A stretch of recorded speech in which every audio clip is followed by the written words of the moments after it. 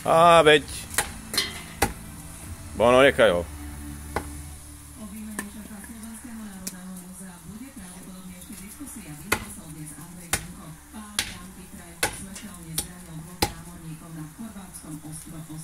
Attila, ty už si prežraný. Albert. Dobre, toto nechám kuchynu.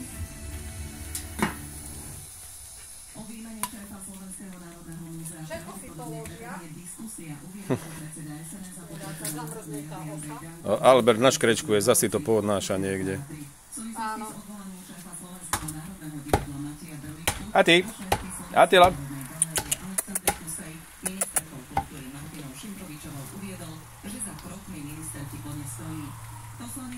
Na, dozviem je. Nechcú, pozri. Rozvláčia všade. No, takže takto trpia u nás psi. Všetky.